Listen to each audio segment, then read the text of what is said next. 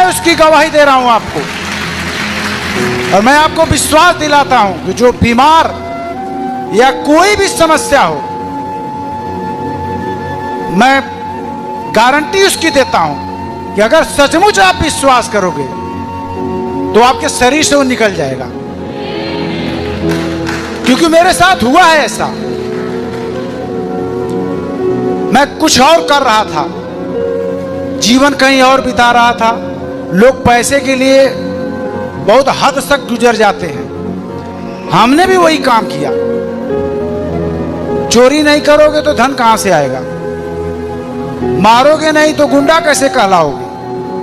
हमारे भी यही ख्वाहिश थी, हमने भी वही काम किया, लेकिन हमको पता नहीं था कि ये किसी की नजर में बुरा है।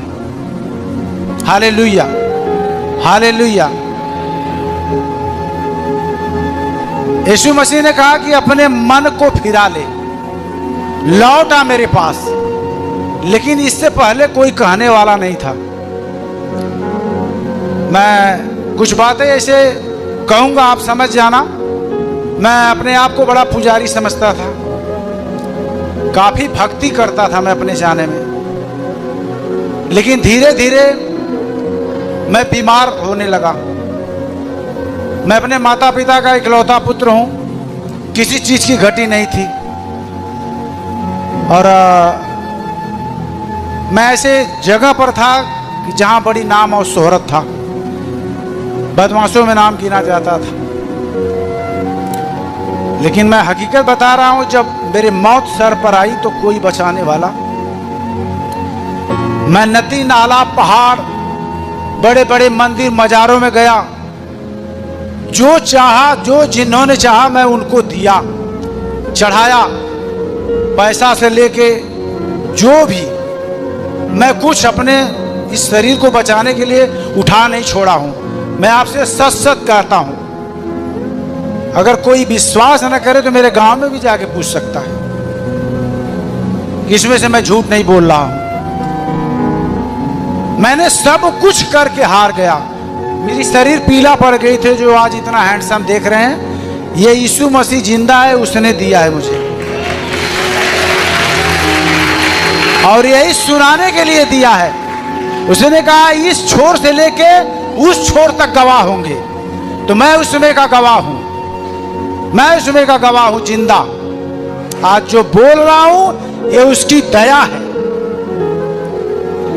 मैं 12 लाख का दवा खाया हूं, 12 लाख का। 17 टैबलेट इस बार, 17 टैबलेट शाम को। आधी रोटी 2 दिन में 1 दिन खाता था मैं। वो मेरी दशा हो गई थी, लेकिन मुझे पता नहीं था कि ये क्यों हो रहा है। सबको तो कर लिया, पुजारी भी बन लिया, पहाड़ों पर चला गया, बाबा को बुला लिया, ओझाई करवा लिया, सारे भूत को भी पकड़ लिया, लेकिन एक भी बाल टेढ़ा नहीं हुआ। और मेरा कदम मौत की तरफ। सबसे बड़ी बात कि मैं 9 महीना रात दिन मिलाकर सोया नहीं था, 9 महीने तक इसी तरह ताकता था मैं। रात को सब लोग सो जाते थे, मैं अपने बच्चों का मुंह देखकर ऐसे ही पूरी रात बीत जाता था। सुबह उठकर खेत की तरफ जाता था। इतनी घबराहट होती थी कि लगता था कि अब अभी प्राण निकल जाएगा। फिर घर आता था, बाजार जाता था, डॉक्टरों का नाम पूछता था। लोग बड़े बड़े डॉक्टरों का नाम बताते थे, मैं उनको जाकर दिखाता था, डॉक्टर साहब मेरी ये समस्या है। तो कोई ड्रग्स की गोली 125 कोई खाया होगा तो उसको मालूम होगा 125 ml कितना होता है। अगर 1 हफ्ता कंटिन्यू खा लो तो ये ब्रेन सुन्न हो जाएगा। मैं कई महीने तक वो खाया, कोई असर नहीं, आंख बंद ही नहीं होती थी। मैंने इतनी बुरी परिस्थिति में था, कोई सूझ नहीं रहा था, कोई रास्ता नहीं सूझ रहा था, न कोई पीर पैगंबर साधु महात्मा कोई काम आ रहा था मेरे। लेकिन एक व्यक्ति, ये जो नाम है यीशु नाम, ये सच सच मैं कहता हूं कि ये धरती के ऊपर आकाश के नीचे सिर्फ एक ही नाम है जिससे पापी पाते हैं उद्धार। उस पापी में मैं एक पापी था, लेकिन मुझे ये पता नहीं था कि मैं पापी हूं। मैं बड़ा धर्मी समझता था अपने आप को। किसी ने बताया, मैं चर्च में जाकर जब बैठा देखा वहां क्या लिखा हुआ था, यीशु मसीह का एक वचन लिखा हुआ था। किसी ने मुझे कुछ बताया नहीं था। वहां लिखा हुआ था कि हे सब परिश्रम करने वालों, बोझ से दबे हुए लोगों, मेरे पास आओ, मैं तुम्हें विश्राम दूंगा। अरे मैं तो आराम खोज रहा हूं, किसी ने नहीं दिया। यहां लिखा हुआ कि मैं तुम्हें विश्राम दूंगा। कैसे विश्वास होगा कि तू मुझे विश्राम देगा? मैंने तो इतने लोगों को अपना माँ, अपना बाप, अपना पीर पैगंबर बना लिया, किसी ने साथ नहीं दिया। तू कह रहा है कि मेरे पास आ। मैं हकीकत बता रहा हूं आपसे, सच सच, कि मैं अपने पत्नी का, कहते हैं ना जब मौत सर पे मंडराती है तो किसी को अनुभव हो जाता है कि अबे मरने वाला है। मैं अपने पति का चेहरा रात को पत्नी का देखा, मैंने कहा अब इसको भी लगता है कि मैं मर जाऊंगा। इसलिए कह रही है कि कोई कुछ कह रहा है तो कह रही है कि चलो वहां चलते हैं। मैं उसका दिल रखने के लिए सच से बता रहा हूं कि चर्च में गया था कि मरने के बाद कहीं ये दोष न लगा दे कि मैंने एक बार कहा और उन्होंने कहा नहीं तो आज बच जाती। मैं वहां गया, पत्नी को दिखाया कि देखो लोग बैठे हुए हैं। मैं सही बता रहा हूं कि एक एक बातों पर ध्यान देना ये परमेश्वर का शब्द है। एक शब्द मैं बता रहा हूं ना, एक वचन आपको बचाने के लिए काफी है। उस पहाड़ों को ढाने के लिए एक वचन काफी है। जिस तरह वो वचन मेरे हृदय में आया, मैं बता रहा हूं विश्वास तो नहीं था कि ये मुझे बचाएगा। मैं वो दिन बिताकर घर चला गया। मैंने कहा चलो हो गया तुम्हारी वाली? बोली हाँ चलो हो गया। लेकिन 4-6 दिन के बाद फिर संडे आता है ना, तो किसी को चिंता होती है कि यार चर्च चलना है, यार कोई काम नहीं करना। लेकिन मुझे वो पता नहीं था। लेकिन मैं सही सच सच बताता हूं कि परमेश्वर ने कहा कि एक दूत है जो तुम्हारे पीछे चलता है। वह स्वर्ग से परमेश्वर की ओर से आता है। और जब रविवार आया, जब 9 बजा, तो कोई मेरे कान में कहता था कि आखिर में तू घूमेगा ही नहीं यहां वहां, चल चर्च में। मैं अपनी पत्नी को बोला चल नहा ले, एक बार फिर चलते हैं। मैं फिर गया उसके साथ। 4 बार वहां गया। एक मुर्दे व्यक्ति को सोए हुए देखा। उसके अंदर ब्राउन टीबी थी।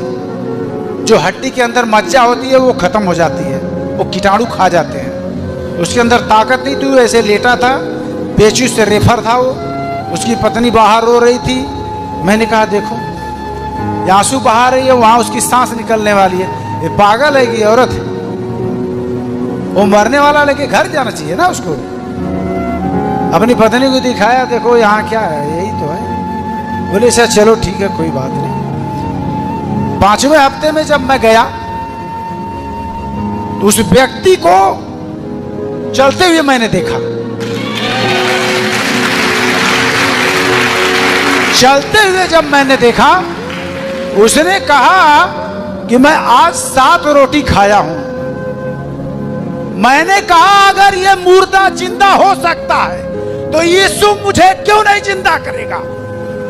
मैं आपसे सच सच कहता हूं कि मैंने जाकर उस फोटो पर ताका, कहा अगर तू मेरा बाप है, अगर तूने धरती को बनाया है तो मुझे जिंदा करके दिखा। मैं पक्का है कि मैं तेरा चेला बन जाऊंगा और तेरी सेवा करूंगा। मैं किसी को नहीं जानूंगा। मैं हकीकत आपसे बताता हूं। विश्वास, वो कहता है विश्वास कर तब तू मेरी महिमा को देखेगा। और पास्टर जी कहते हैं ना बाइबल डेली पढ़ना। मुझे पता नहीं था वो चीज लिखा हुआ था, ये सब परिश्रम करने वाले बोझ, किस चीज का बोझ था मुझे भी नहीं पता। मेरा पाप जो मैंने गाली दिया, मैं दिन भर में 500 गाली देता था। बदमाशों का काम क्या है? गाली देना, मारना, लूटना। मैं वही काम करता था। मैं अपने आप को बड़ा धर्मी समझता था। दिन भर झूठ बोलता था। हाँ, किसी बहन बेटी के ऊपर गलत निगाहें डालता था। ये पाप नहीं है, ये पाप की श्रेणी में आता है। लेकिन मुझे पता नहीं था। जब मैं नया नियम पढ़ने लगा तो मैं हकीकत बता रहा हूं आपसे, जब उसको पढ़ता था कि व्यभिचार मत करना, बाइबल फेंक देता था। अरे इसमें ऐसे कैसे लिखा है? परमेश्वर ऐसे कहता है। फिर दूसरे दिन उठाता था, उसमें लिखा था चोरी मत करना। अरे हम तो रोज चोरी करते थे। मैं बता रहा हूं कि मैं धीरे धीरे वो चीज मेरे अंदर जाने लगी। मैंने जो चीज देखा है उसका मैं अनुभव आपको बताता हूं कि जब बाइबल आप पढ़ते हो ना, इसमें से किरण निकलती है, वो ताकत निकलती है जो आपके शरीर में जाती है, और वही है जो आपको चंगा करती है। और मैंने अपनी आंखों से उसे देखा है। फिर मेरा धीरे धीरे उसमें विश्वास जाने लगा कि यार लगता है कि मैंने सब कुछ तो कर ही लिया है, तो इसको भी करके देख लेते हैं। पर यह पता नहीं था कि ये जाति धर्म से अलग है। बाद में मालूम हुआ। हमने कहा पहले जान तो बचाओ, फिर बाद में देखते हैं जो होगा। तो हमारे साथ हमारे गांव में बहुत लोग जाते थे, लोग धीरे धीरे छोड़ दिए, हम उसी में लिपटे रह गए।